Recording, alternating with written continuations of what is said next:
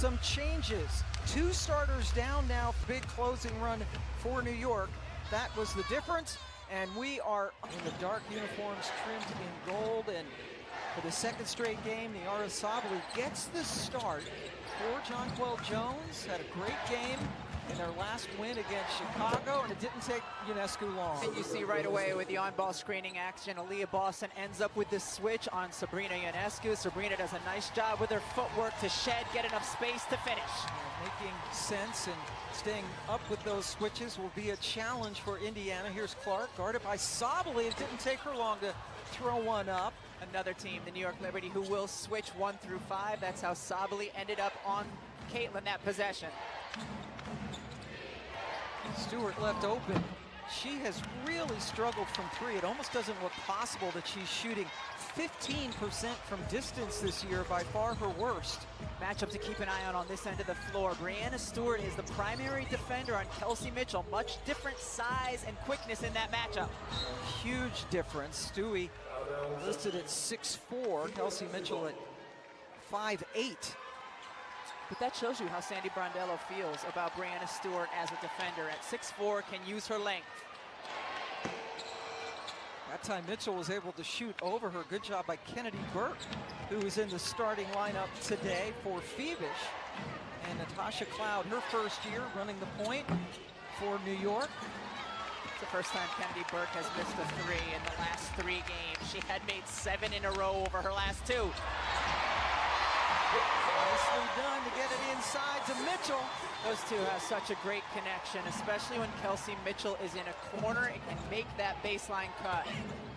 Burke gets in, and now a chance for the old-fashioned 3-point play. Caitlin Clark, eyes always up. You see her there, tongue wagging. What a great look to see how she threads the needle to Kelsey Mitchell. Mitchell's so dangerous because she can drain that 3-point shot, but you turn your head, forget about it. Burke has the free throw rim out. New York up 4-2. Ready to go 10-0 for the first time in their history. Clark able to take Burke off the bounce. That's going to be a balance for Caitlin Clark. She told us in the first matchup when she got the switches, sometimes she settled for the 3 a little bit too much. That time, she navigated and instead went off dribble. She took 11 threes in that game, only hit 2 of them, and here she is trying to guard Stewie. Burke outside. She has now missed 2. Sabally doing work inside. That's what Niara Sabally can bring. The New York Liberty are not a great rebounding team this season. Clark got it inside to Boston, who missed. And the Liberty averaging only about 1 rebound more a game than their opponents. Miss for Ionescu, and here comes Clark. This is one thing you get with Clark is great pace and great passes. Found Boston perfectly. The placement on that pass, Pam Ward, was incredible by Caitlin Clark. Nice finish for Sabally, but you're right, it looks like she has no room to get a pass in, and not only does she get it in, it's perfect, and there's a bounce pass. Mitchell left open. It ping-pongs out to Stewart. Quite the pace here to start this game. Players trying to catch their breath as Sabrina Ionescu hits a dagger. Ionescu averaging just under 3 threes per game. This is a team that leads the WNBA in many offensive categories. Let's go back to Caitlin's pass. I mean, this is incredible. I mean, as Boston is running the floor, multiple defenders, there's 3 defenders, but especially Sabrina Ionescu, at the last minute puts her hand up. It is still placed perfectly. Quarterback, wide receiver, look at that. And then Boston's focus to corral the ball and finish. She's making that pass from the back court. Sabally off to a really good start. Making just her second career start. She did not play at all. Perspective in a way that she hadn't seen before. She said when you're playing, you're thinking about so many things, whether to pass, to shoot, to drive. You're trying to make decisions. While she was out, she said the game slowed down a little bit. She's hoping that perspective is something she carries throughout her career. She did say she might be rusty today. I don't know. She was making half-court shots yesterday at practice, so she looks pretty good to me. And certainly the Indiana Fever very intentional with her minutes and how they're playing her today. You see her typically would not be out at this early stage of the game, but making sure they're giving her a little bit of rest along the way. And Sophie Cunningham is back today. She has been in and out of the lineup with a hurt ankle. That's 2 straight turnovers out of the timeout. Stewie rolls in a toughie. That's an 11-0 New York run. Sydney Colson also into the game in the backcourt. Mitchell with a determined drive, ends the drought.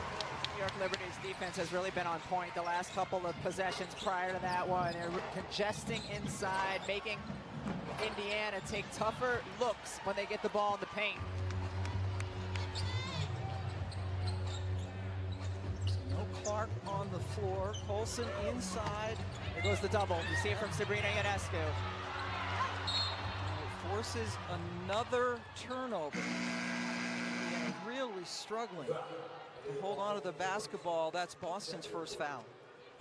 Saw 4 help defenders in the paint once Aaliyah Boston got it inside. And then when she did, watch Sabrina Ionescu's head. Turns, dribble comes, hard double team. Results in not only the turnover, but the foul as well. The New York Liberty have really been on point thus far this season in terms of their defensive energy. I mean, a big part of that is that young woman bringing the ball up the floor. Natasha Cloud is elite on the defensive end. This is what Cunningham does. Sophie giving them a punch off the bench. Head coach Stephanie White mentioned what a force she has been for this team. A team that had to cut Ari McDonald, who was absolutely brilliant coming in on a hardship contract, but they had to release her once they got back to their 10-player roster, pardon me. I don't think Ari McDonald's going to be out of a job for long. No. It's a Colson foul.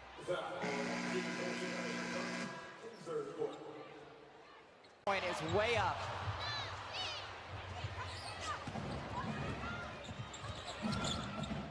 Clark will check in at the next whistle. Johannes, little step back. Just with the miss. New York just 1 of 6 from 3. But still leading it by 9, and Clark comes back in.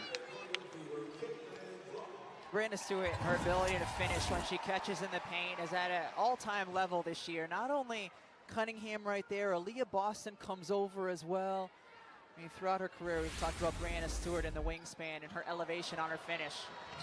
And then she gets the block as Mitchell tried to take it. Ionescu looking for her. Colson able to get her hands on it and mess up the fast break.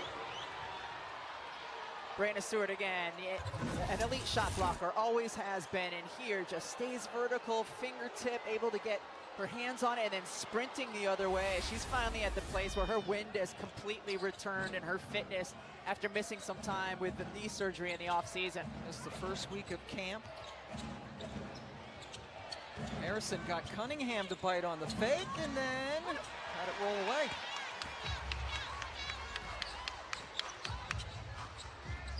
Caitlin Clark last played for Indiana against New York, and now she takes it in off glass and has a chance for a 3-point play.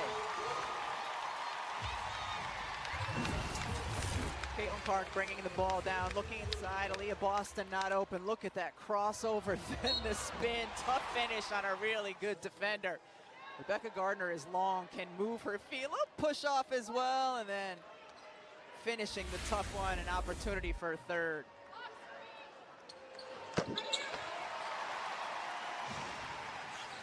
Caitlin cuts the lead to 6 after another spectacular move.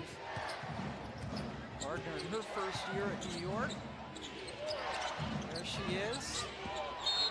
Inside to Stewie. They're going to say that she was held by Son would know what locker code I meant. have no idea. But Brianna Stewart or Caitlin Clark, what if you want both? Colson on the go. Sydney Colson in her 11th year out of Texas A&M has never been a big-time scorer, but is a great locker room presence. I mean, for New York to be playing the way they are with two huge pieces out of this game right now with Jonquel and Leonie Fiedish. Sometimes it's easy to forget because their bench is so deep.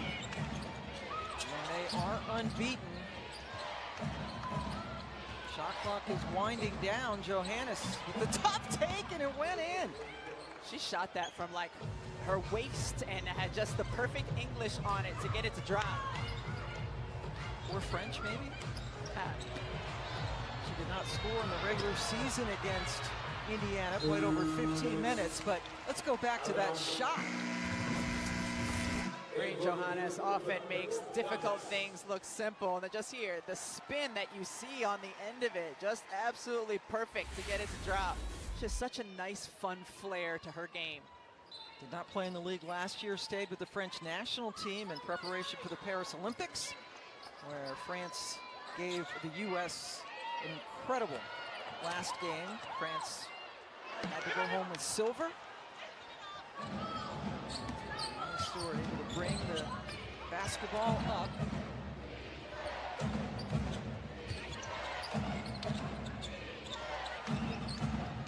Here's Dantes trying to guard Stewart now, but still able to get a decent shot off.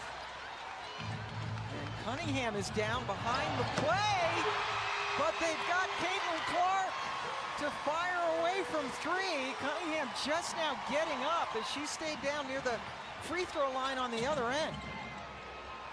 Just coming back from an ankle injury, and then Johannes very coolly.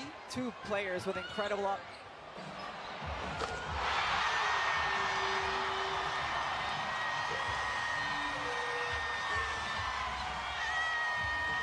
Well, back and forth we go. Clark with the three, Johannes answered, then Caitlin again. She's calling for the ball from Cunningham. Clark, another long three. She's back.